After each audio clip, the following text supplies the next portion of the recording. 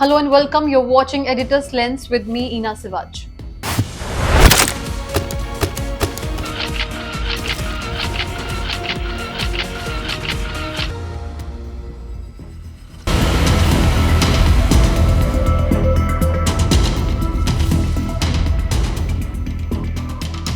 With a brazen attack in the heart of Russia's capital, Moscow, the terrorist organization ISIS, or the Islamic State of Iraq and Syria, has re-emerged on the global stage. Last week on Friday night, a group of terrorists affiliated with ISIS infiltrated a concert hall in Moscow and launched a coordinated assault, sending shockwaves throughout the international community. The attack on the theatre has raised serious concerns about the resurgence of terrorism in the region and the capacity of extremist groups to carry out large-scale operations. Obviously, a long-standing terror group identified by the United States, now attacking Russia, killing over 130 some odd people, as you mentioned, 180 injured. The real challenge here, though, is I think what this demonstrates is, the resurgence of this terrorism coming out of that region. There was a thought that maybe some of this terrorism had calmed down. We had really put them on the run. But the reality is that this terror threat is very real. It's not just real in Russia, but it's very real here in the homeland, here in the United States. ISIS, once believed to have been significantly weakened following concerted efforts by global security forces, has demonstrated its ability to regroup and launch attacks with deadly consequences. Despite previous optimism surrounding efforts to dismantle the organization's infrastructure, the recent events serve as a stark reminder of the persistent threat posed by violent extremism. In today's section, we will delve into the formation of ISIS, the Islamic State of Iraq and Syria. You might have seen a video featuring Donald Trump during one of his speeches regarding the elections. There he repeatedly shouted, Barack Obama has a huge hand in it, and that Obama is the one who created ISIS. President Obama and Hillary Clinton, the founders of ISIS, they're the founders. You get the MVP award. ISIS will hand her the most valuable player award. Her only competition is Barack Obama between the two. What Donald Trump was saying was more of a sarcastic act than reality. There was a significant mistake made by Obama which allowed ISIS to gain such a strong foothold worldwide. Otherwise, by the year 2012, ISIS would have been completely eradicated and it would have never become such a large terrorist organization. Barack Obama's mistake can be traced back to the year 2011 when he called back US troops from Iraq. This move provided ISIS with an opportunity to strengthen its network in the absence of US troops, eventually expanding its influence worldwide. Today, ISIS has become a scourge of terrorism, spreading Islamic jihad across nations. Let's explore how the formation of ISIS unfolds and how it evolves into such a massive organization. The story begins in 2003 when the US invaded Iraq, essentially deploying its forces within the country. Iraq at the time was under the leadership of Saddam Hussein, a prominent political figure. The US aimed to arrest Saddam Hussein and remove him from power, attempting to establish a new democratic government in Iraq. However, with Saddam Hussein's removal, a significant power vacuum emerged within Iraq. This created an opportunity for terrorists to infiltrate Iraq on a large scale for the first time. Up until then, Al-Qaeda had been a relatively well-known name worldwide. Al-Qaeda was formed in the 1980s during the Soviet invasion of Afghanistan. At that time, Osama bin Laden and other leaders came together to establish the terrorist organization Al-Qaeda, which initially focused on jihad against Russia. However, when Russian troops withdrew, they expanded their jihad globally, aiming to impose Islamic law and establish Islamic states worldwide. In 1980, Al-Qaeda trained a significant leader in Afghanistan, Zarqawi, originally from Jordan, was later sent to Iraq, where he set up Al-Qaeda in Iraq in 2003. The primary objective of this setup was to declare the Islamic State of Iraq, where only Islamic rule would prevail without any other laws or regulations. The military forces would also adhere to Islamic principles. Al-Qaeda in Iraq aimed to establish these principles and was founded for this very purpose. After Zarqawi rose to power in 2003, Al-Qaeda in Iraq benefited significantly from the political turmoil in Iraq, particularly the divide between Sunni and Shia Muslims.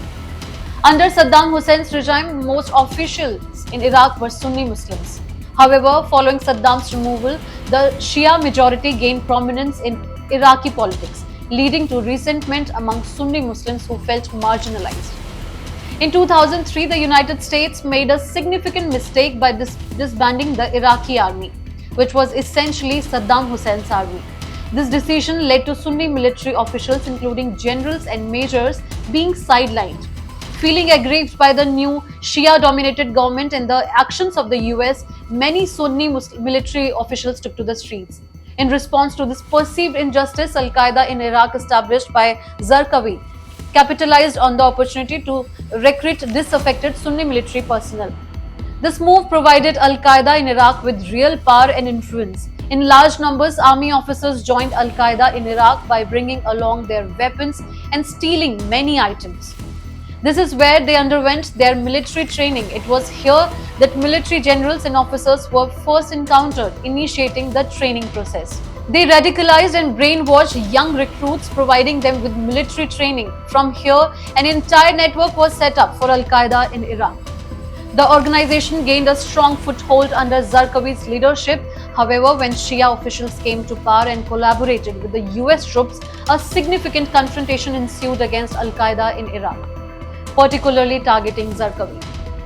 US troops conducted bombings aimed at dismantling AQI's infrastructure, including Zarqawi's hideouts. It was during these bombings in 2006 that Zarqawi was killed. After Zarqawi's death, it was believed that AQI's entire network would collapse and the organization would cease to exist. However, another leader emerged from within named Al-Masri. Al-Masri was stronger, more dangerous, and more radical than Zarqawi. He assumed power in 2006, and as soon as he did, he renamed the organization, which was formerly known as Al-Qaeda in Iraq, to the Islamic State in Iraq. Following this, the organization started being recognized as the Islamic State in Iraq, often abbreviated as ISI.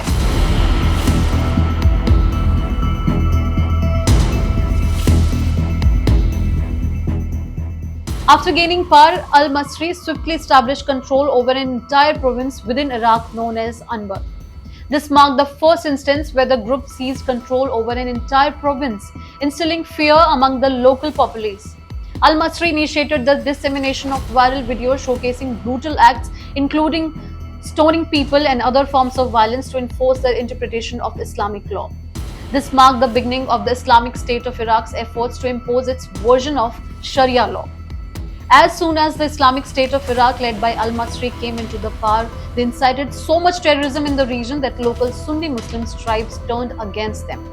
Some Sunni tribes even helped US troops. In 2008, US troops initiated a full operation to eliminate al-Masri, targeting the network set up by Al-Qaeda in Iraq, now known as the Islamic State of Iraq. These operations continued from 2008, and within them, al-Masri was killed in 2010. It is said that after al-Masri died in 2010, the entire network of the Islamic State collapsed. However, a mistake was made by the US after 2010. In 2011, the leader of the Islamic State in Iraq, Abu Bakr al-Baghdadi, emerged. He was even more radical and dangerous than both al-Masri and Zarqawi. He became the leader of the entire Islamic State of Iraq, which led to even more radicalization and violence. Apart from al-Baghdadi assuming leadership, another significant event occurred in 2011 when US troops were withdrawn from Iraq. At that time, the president was Barack Obama, and it was claimed by some, including Donald Trump, initially that it was Obama who created the conditions leading to the rise of ISIS by withdrawing US troops from Iraq in 2011. This move provided an opportunity for al-Baghdadi, the newly appointed leader, to strengthen his organization. However, the situation in Iraq was not so favorable as before because the Sunni tribes, who were crucial to their cause, were now against them. And the Shia government was also unsupportive. Consequently, al-Baghdadi had to flee to Syria, where a civil war had erupted in 2011. In Syria, he found ample ground to establish himself and began brainwashing locals, especially children, to join his army and participate in the civil war. It was in 2013 that al-Baghdadi renamed the entire organization from the Islamic State of Iraq to the Islamic State of Iraq and Syria, since the organization was active in both regions. Therefore, the name Islamic State of Iraq and Syria was adopted in 2013, signifying the formation of ISIS. This aligns with the inception of terrorism in Iraq and Syria, which commenced as early as 2003 with the emergence of Al Qaeda in Iraq. Under the leadership of al Baghdadi at the time, ISIS received substantial funding and attracted numerous fighters to bolster its presence in Syria. However, after establishing a strong foothold there, ISIS expanded its operations to Iraq in 2013, unleashing widespread terror through various events and targeting officials. Notably, ISIS employed tactics such as producing videos showcasing attacks on US troops, which garnered global attention and instilled fear worldwide. Al-Baghdadi, as the leader of ISIS, aimed to instill fear globally, capitalizing on the absence of US troops in Iraq and their withdrawal to intensify their activities. As ISIS consolidated its grip in both Iraq and Syria, its influence grew stronger. The name of Baghdadi came into the spotlight for the first time in 2014 when he seized control of the larger town, Mosul, in Iraq. And not just in Mosul, but throughout Iraq and Syria after 2012. Baghdadi's grip over ISIS had become so strong that he established a network of control over all important towns in Iraq and Syria. In Syria, Raqqa, a significant town, along with the important towns of Deir al-Zor and Al-Qam, all fall under ISIS control. The control extended to terrorist organizations spreading jihad globally using arms and terror tactics. As a result, the people of Iraq and Syria face the tyranny of ISIS, which aimed to spread its jihadist ideology worldwide. By 2015, ISIS has established its global network within headquarters and setups in various countries such as Sweden, Switzerland, and Lebanon, apart from Baghdad, operating its operations globally. ISIS, Islamic State of Iraq and Syria organization, subdued Al Qaeda and established its ISIS Khorasan group in Afghanistan. This group fought against Al Qaeda, driving them out of the region and set up its operations under the name ISIS-K. The ISIS Khorasan group engaged in battles against Taliban forces across Afghanistan.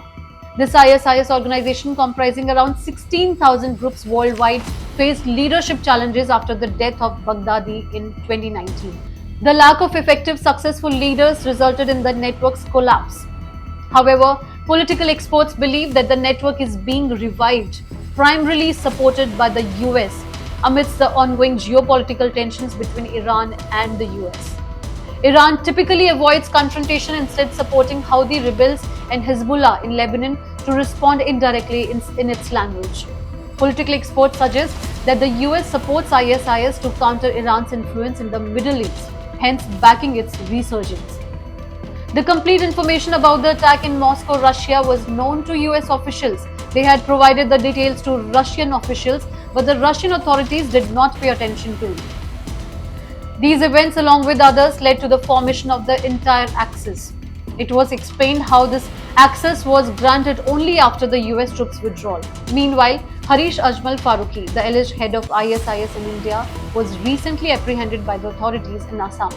Farooqi's arrest underscores the reach of the ISIS and its network of operatives extending far beyond the borders of the Middle East.